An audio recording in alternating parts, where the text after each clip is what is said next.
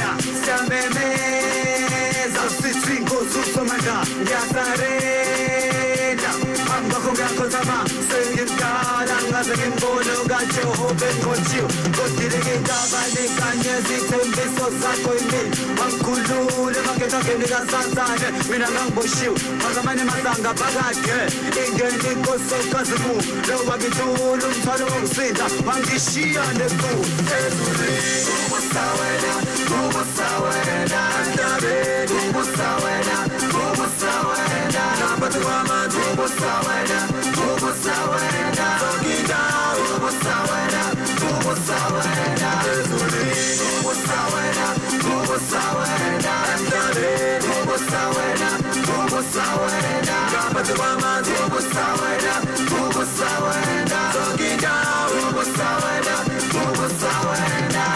uJesu wasemandulo wayezenzizimanga kusasenguye namhlanje wayezenzizimanga uJesu wasemandulo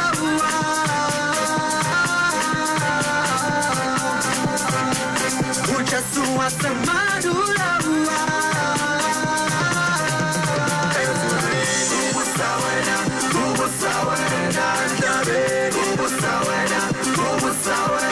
naphathi kwamanzi ubusawena zonkindawo ubusawena ezulwini ubusawena emhlabeni ubusawena naphathi kwamanzi ubusawena zonkindawo ubusawena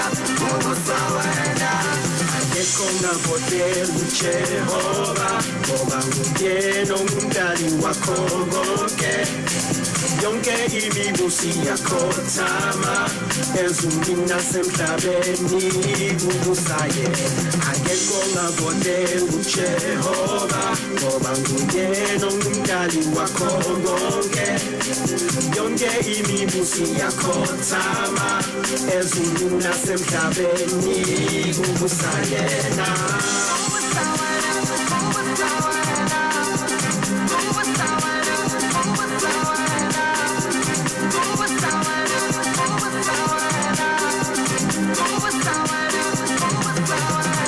It is so lovely ubusuku Jesu yena unamandla nami ambe witness ngimani lezimangaliso unamandla uyabusa He is worthy to be praised. He is worthy to be honored. Ubusawena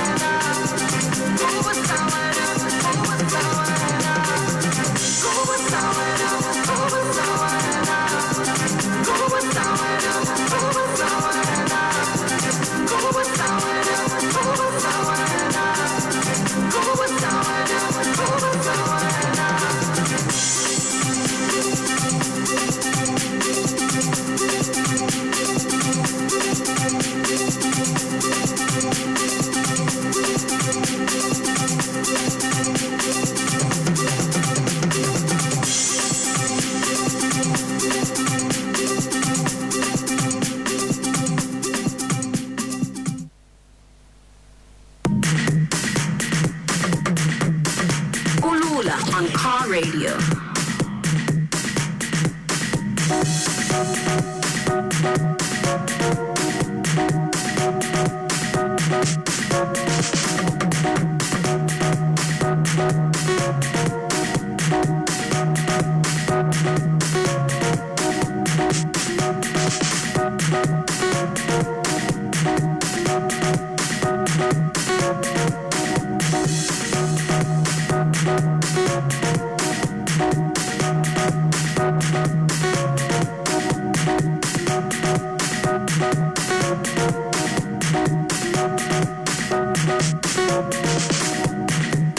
okungabonwayo sesubonakala wobujesu yena ungukanya kokakwenzayo wonamandla izizwe zonke asizomangala because it is the time for supernatural to become natural.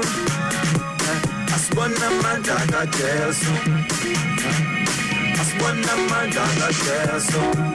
Yeah, we talk about supernatural. Yeah, we talk about supernatural. City was in the land. City was this is your time now. Yeah, we talk about supernatural.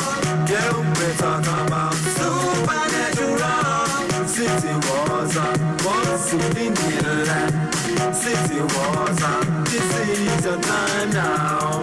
Yo, Liberation enanda izoqhuma phansi kwalo kumhlaba zosibuka TV usifunde maphephandaba abangasandi bazosanda abangasandi sabathanda nathi bona hlazo ngegazi lembala phela kwena indoda yalengetabela segodotha tha nephuphuthi ziyabona usefikele mafohla hla spethe bangene thithi mphefumulo kanye nomoya ya asindaba bezena ukaba asiphentika spethe makoya ya and thank you Lord for bringing down that glory I'm praising my Savior and this is my story. Supernatural is natural, jump on the limits, going higher and higher.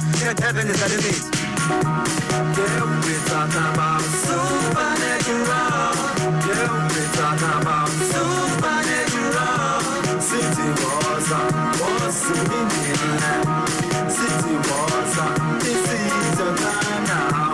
Yeah, we talk about supernatural. Yeah, we talk about supernatural. City was in the land. City was this is your time now.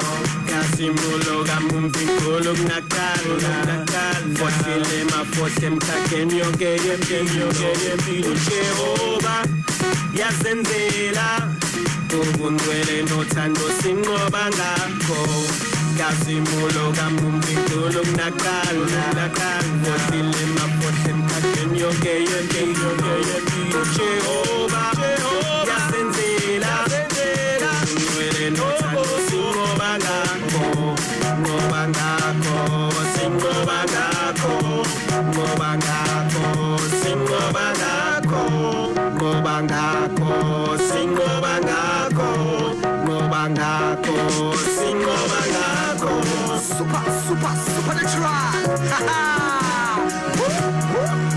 Yeah, just come on.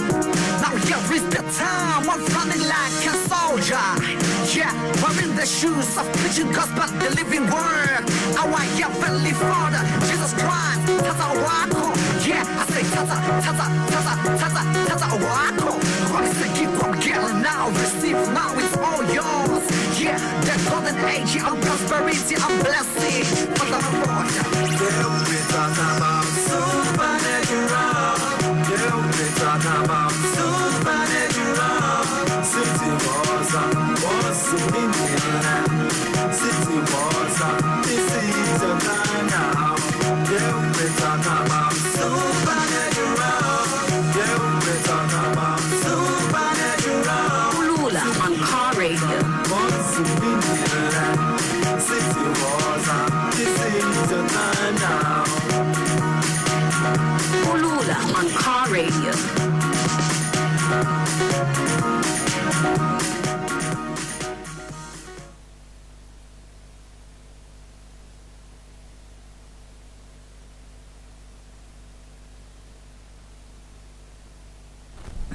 Siqalise ke lapha siyabonga a song by lapha it's Supernatural by a Massive Invasion abaculi lapha bala ekhaya igama lami Nkocy nathi Nxumalo angihambi ngedwa kule show ngihamba Thammy Erasmus Mthembu sakubingelela umlaleli namhlanje nombukeli siyabonga ukuthi sijoinile namhlanje amen we sports buzz we Car Radio we bring you the sports updates every Tuesday and Thursday ukuthi kwenzakalani today sikuphathele our results are from yesterday games of which like bekwama results abebalekile from yesterday from Ebola. We also have updates about what is happening on other sports, but we're going to give you headlines on what is happening.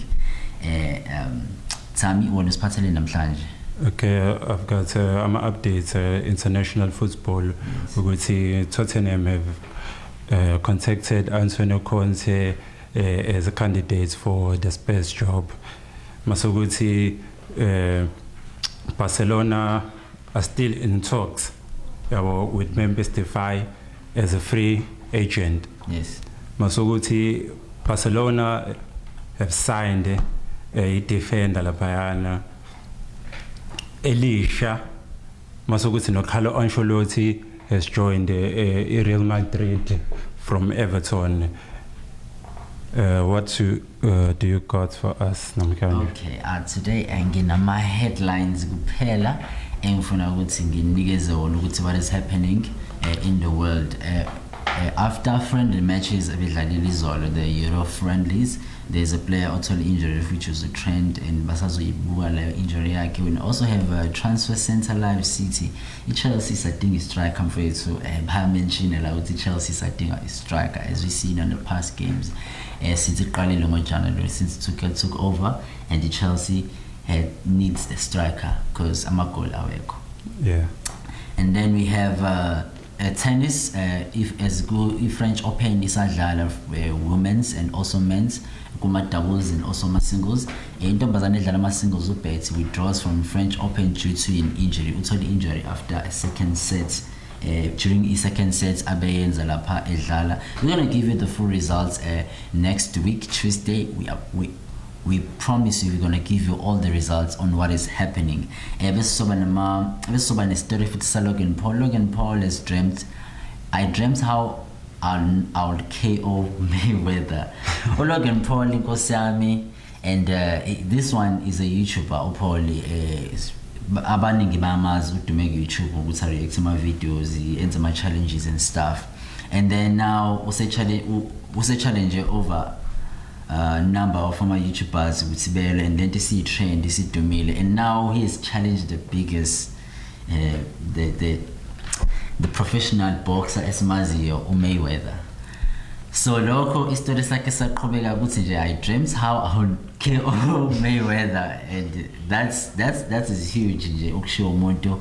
We don't know him boxing kangako, but he's dreaming of KOing. Shothi nje he's a dreamer. I've seen this thing on YouTube because I'm a YouTuber, khona nje omunye ngibonile YouTuber, even though it doesn't relate to sports, but any YouTuber with YouTube wakhe ukwazi uku-elect as a mayor.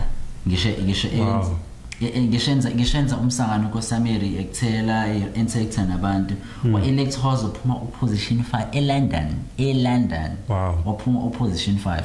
So lento ka YouTube I think iyaba expose abantu ukuthi bekwazi ukungena eminyango nalabo bengabe ngakwazi ukuthi bengene khona. That's why nje in these days nje sibona ekhula ama YouTubers nje, and everything now is done about digitally, is done internet nje yona esebenza kakhulu these days. Nama move amaningi siyabona ukuthi asebenza ku-internet, those short skits, those comedies, everything nje. So nje YouTube we can benefit, and many people are benefiting from YouTube. Yes, because many people now they are exposed to the internet. Yabo izinto eziningi zenzakala online, indaba zenzakala online. Asekho nesidingo sokuthi sothenga amaphepha laphana. Live nje, everything is live. So YouTube is playing a major role in everything that is happening.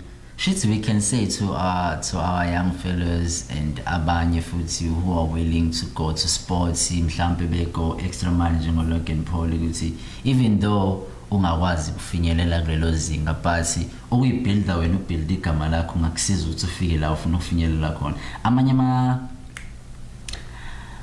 ama-talent they are discovered vele on YouTube, because we've seen other players, ama-athletes, thola ukuthi kuzobonala ngevideo eyenzile, then umuntu sebezomu-elect bethi how about you go professionally ngokuthi bambone ku-YouTube ngama-video akho ukuthi yini okwazi ukuyenza then they elect ukuthi angene lapho ngaphandle ukuthi azabe professional noma hamba yoyitrainela lento le akwazi ukuthi athole ngenxa yokuthi ubuilde igama lakhe futhi ngakusho ukuthi la kwi-sports ngisho ngathiwa ukwazi ukungena but uma ubuilde igama lakho ukwazi ukungqongqoza nawo yonke iminyango. Yes. Okay, sesidlule lapha esitorini Logan Paul. We also had ama-matches izolo bedlala khona ama-Euro friendly games, and we also have ama-results from i-DStv Premiership okuyiligi-ke manje isiyaphela. We left with one match mfowethu, looking at the things ngendlela ehamba ngayo it's already obvious ukuthi iphela kanjani i-DStv Premiership. Yes. Okwamanje bengisayithinta sesazobuyela kuyona kahle in detail ukuthi kwenzakalani.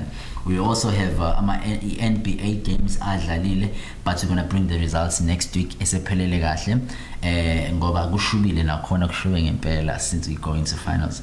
Okay. They are confirming i-Community Shield on August 7.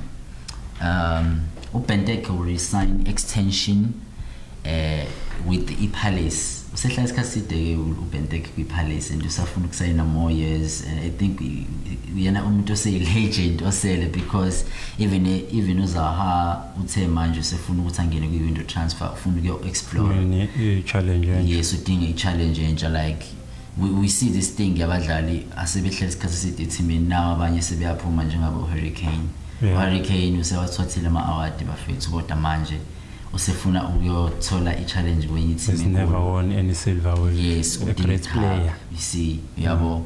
But I think Upendeke is deciding to stay, and futhi Upendeke looking at his age kufanele ukuthi aqhubeke ahlale because angiboni eya kwenye team is major than i-Crystal Palace because now is one of the teams enzima ukuthi awaqhubeze. And we also have cricket matches that are asaqhubeka test matches, and we're going to bring you all the results esephelele.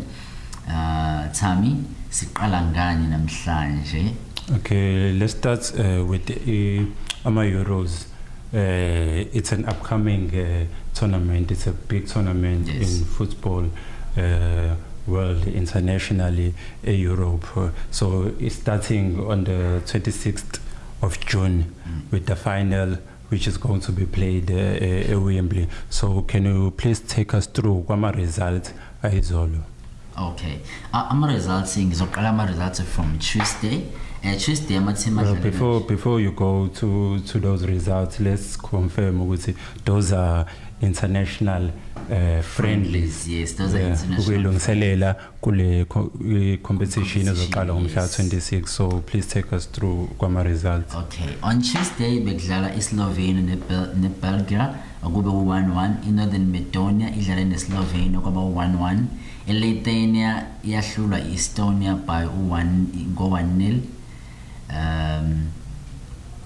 Kosovo had 4 goals against San Miron ebe no 1. Croatia drew against Armenia. Russia drew against Poland 1-1. And yesterday we also had games adlalile. Bosnia Herzegovina idrashile ngo 0-0 ne Montenegro. We also have Belarus and inqalele mangibiza amagama ngendlela engeyona. These are the names in a different language. Okay. Belarus idlalile against Azerbaijan winning 2-1 against yona. Norway winning against Luxembourg go 1-0. We also had Georgia winning against Romania 2-1. Netherlands played Scotland badrosha 2-2. Scotland bafethu angazi ukuthi sisimame kanjani kule match because Netherlands have big names bethu and about 2-2. That means ibhola ngempela it's akuyonito obvious ukuthi you can judge ukuthi i-team izowina noma izohlula. And then we also had Denmark against Germany 1-1 as well. Azazi ukuthi nakhona lapha kwenzakaleni. Ibhola ngempela it's becoming tough as the years goes. Siyakhumbula kuqala kwakuvele kube obvious makuzodlala iGermany ukuthi nje uyazi ukuthi win mayizodlala neteam abanjengo Denmark. So they're developing players lapho. We also had England beating Austria, of which is not surprising, 1-0. France won against Wales 3-0. Yeah. Yes. So siyabonga Nkosi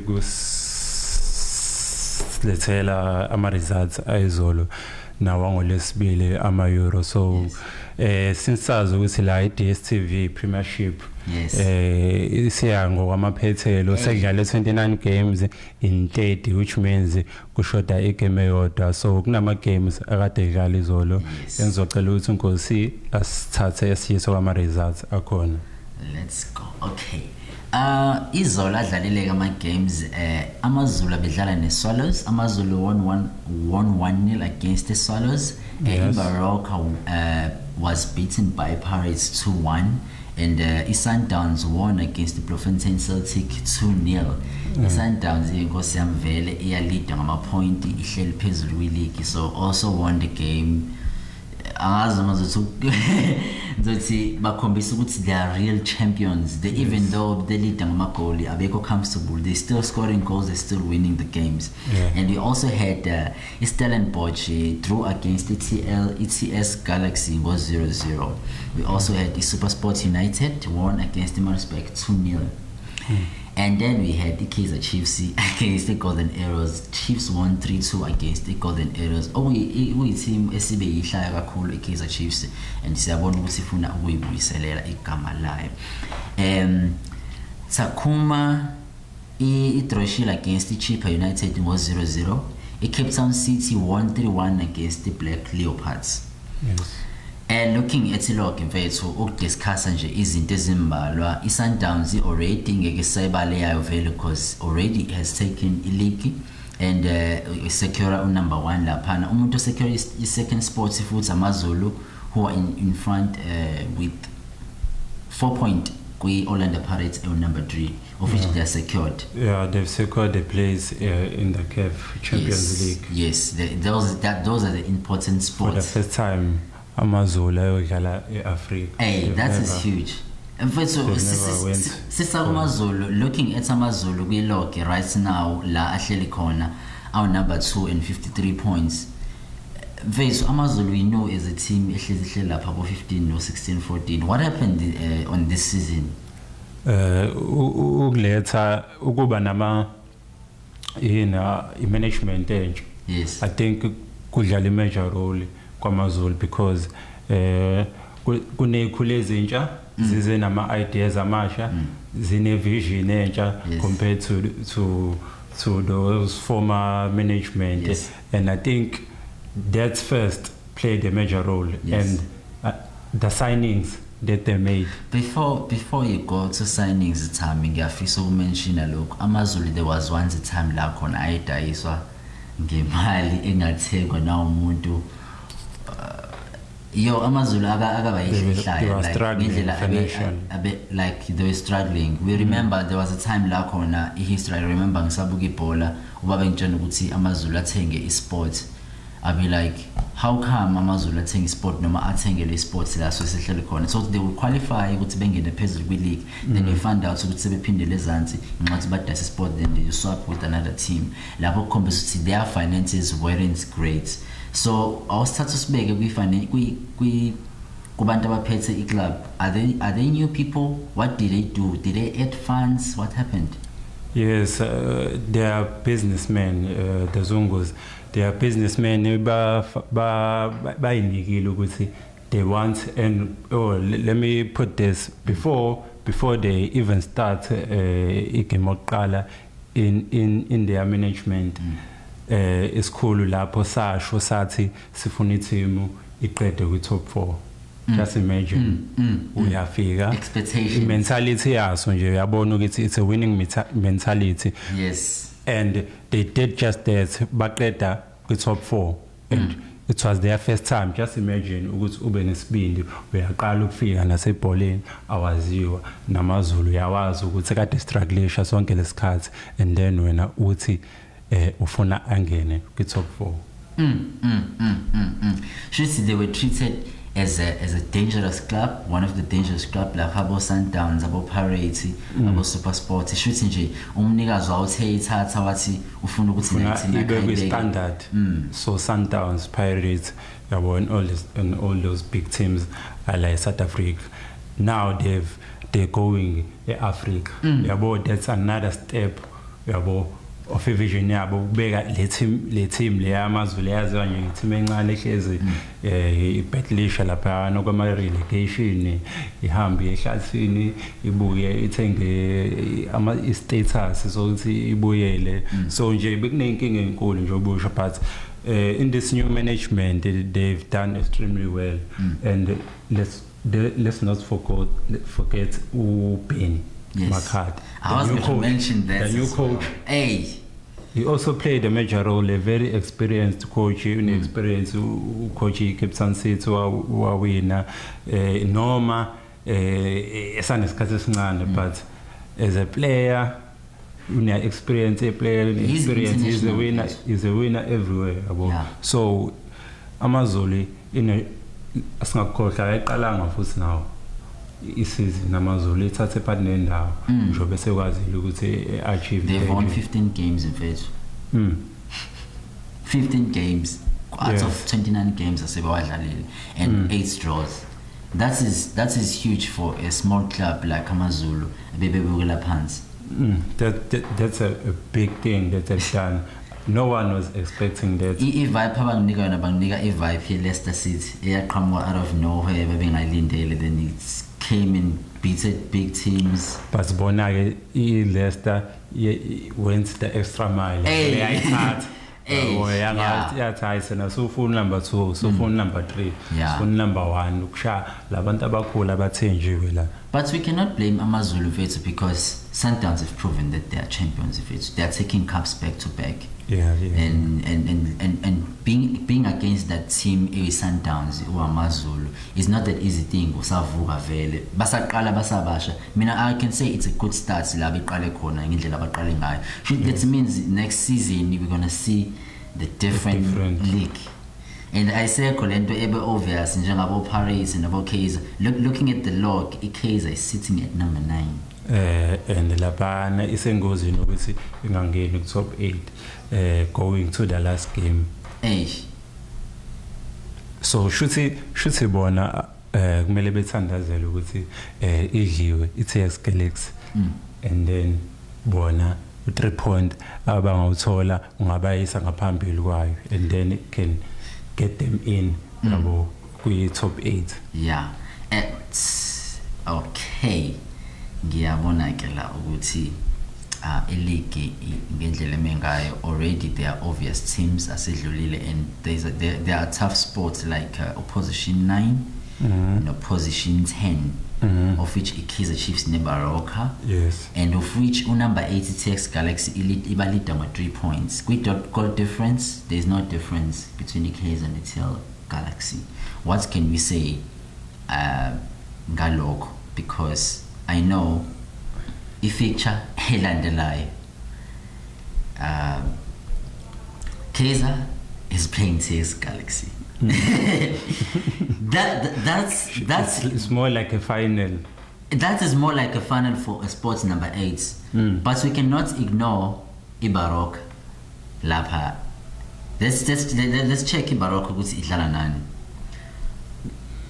Ibarok is playing against the Swallows, of which is not the easiest team to beat these days as well. Yes. Enye team futhi eyibuyiselile. There are few loss bene Sundowns. Sundowns ine lose yodwa yona ina2. Take us to the story sika coach who has been charged. Ngizwile kade khuluma ngaso. I need to hear more depth ngaleso story sakhe ukuthi kwenzakaleni. Lesa Petro. Yes. Oh yeah, they sued his wife and ushubile lapha and I think nabo baka Msomi bafuna nabo kuyivikela bafuna ukuvikela isithunzi sabo so ukuthi bekhiphe ezinye imfihlo within iSundowns abazaziyo nabo engase reputation ye club naye yethu ukushayeka ngoba nabo lento le bathintayo ukuthi bona bakweleta ilontozana inkampani of Peter's wife ukuthi ikweleta ulontozana bakweleta 8 million. There's a lot of money. Oh, well, low 8 million is because of a contract no Pito, which bound him for 4 months, for 4 years. I mean, yes, we contract can Sundowns, but why terminator ngobani esothole indaba zema transfers yokuthi mela Egypt, so yonke leyo nto imayilana naleyo mali. So it's still going on kusazoyiswa nezinkantolo, so we don't know yet ukuthi isiphetho saleyo ndaba layo isiphi. Talking about some contracts assigniwe abantu abalaleli nababukela emakhaya, what they know ukuthi if you want to go to the club uyafika nje clubini usign the contract uhlala 3 years noma 2 years, then bayakuthenga mawukuthenga umdlalo uhambe, or if you're a coach nje uyaphuma emsebenzini or resign and then you start into another club. Going in detail mfethu, there are sponsors involved. Yes, njoba usho ukuthi now they are owing the company about 8 million ngenxa ye contract eyasign.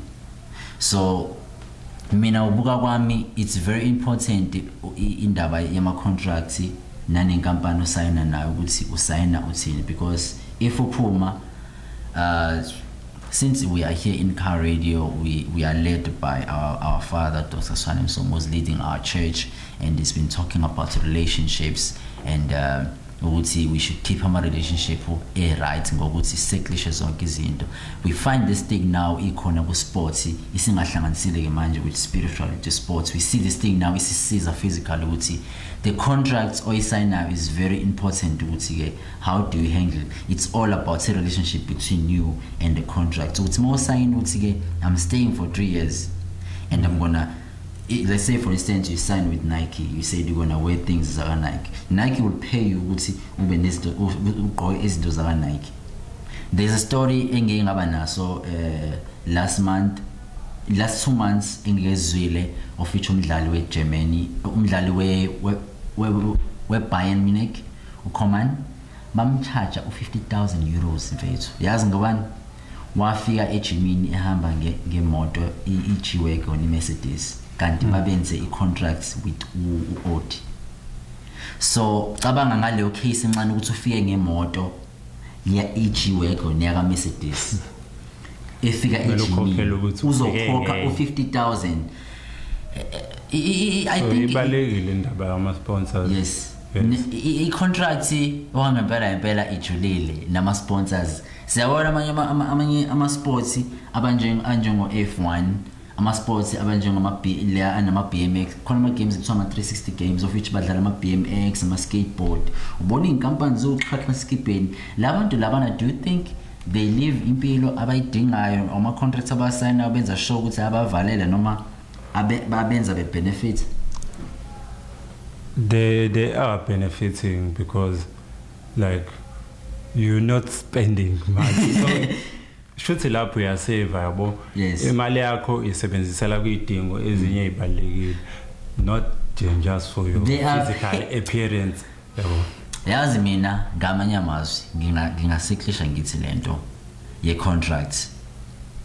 Amanye ama contracts easy, amanye anzima. I will say mina sathi contract easy. Yabo nje contract yokugqoka.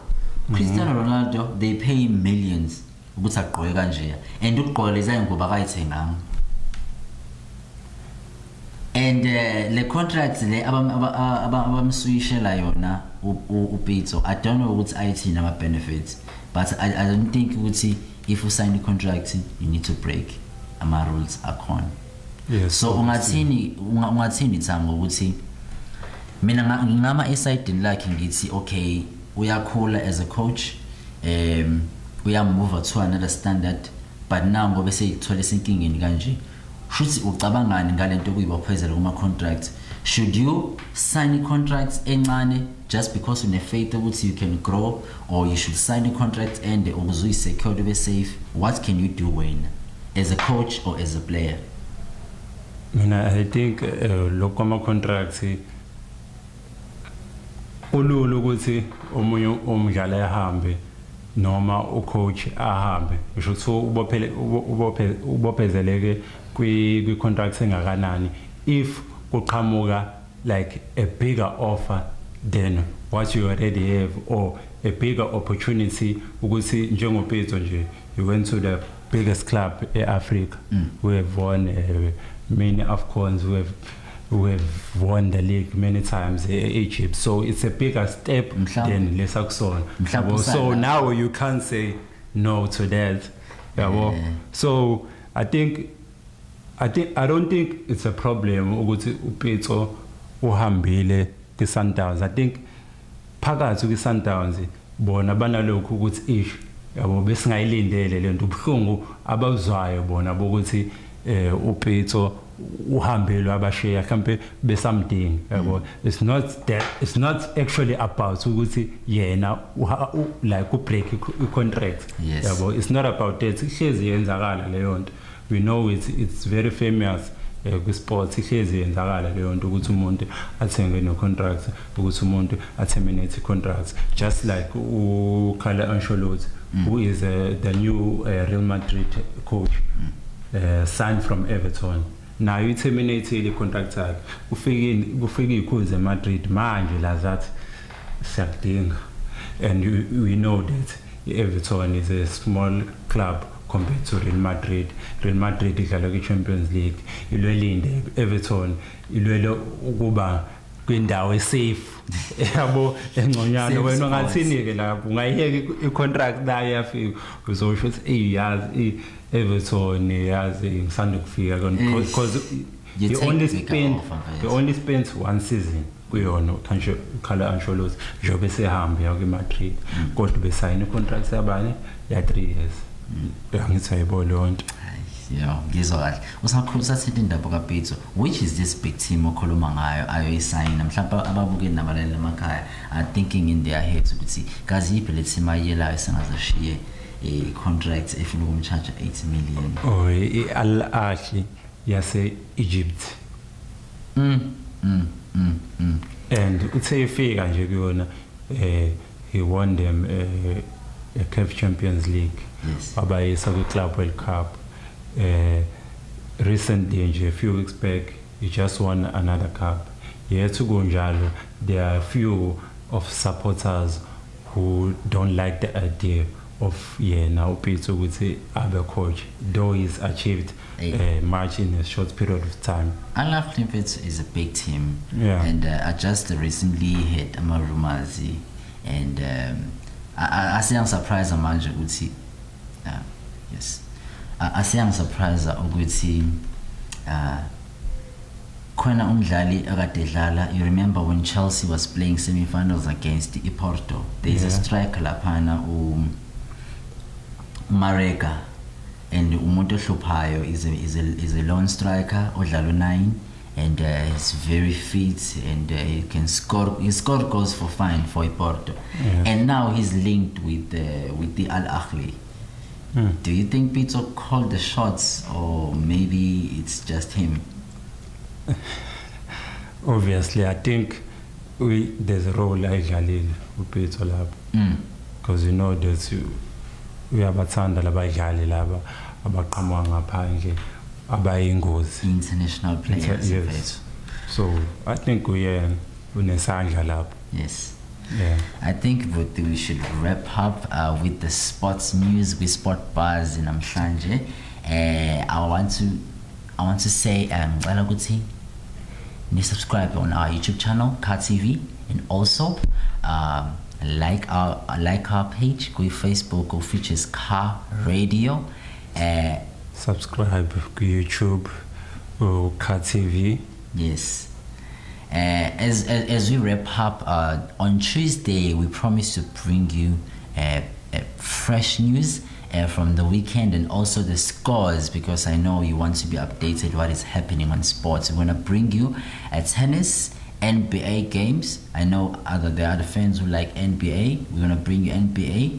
There's French Open this is playing, which is tennis. We're gonna bring you the results, and we also have ama news about Oscar.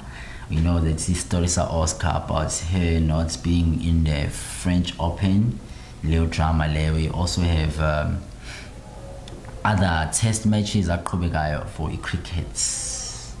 and mina ke ngiphela lapho. What would you like to say ngosesivala Thammy? Ngithanda ukuthi as we go into the weekend cela sibe safe, and we know that kunamahimi ukuthi we have 3 years acela sibe safe, sigqoke ama mask ngaso sonke isikhathi, sanitize, esiyobukela ama sports, sibe safe la angekho, la angakabi lapha no kwama professionals. So thina sibuka amabhola sama supporter, sivikele, siphathe ifonyo, singasho ukuthi hayi abekho abantu abasigadile vele la, awekho ama security lapha asanitizer. So ngithi mina anibe safe as we heading to the weekend. Yes. Kulula on Car Radio. It's me myself with the Thammy, with the sport bars. Ngicela ungifollow mina ku Instagram and also ku Facebook under one name Nkocy SA Nxumalo. Thank you. Kulula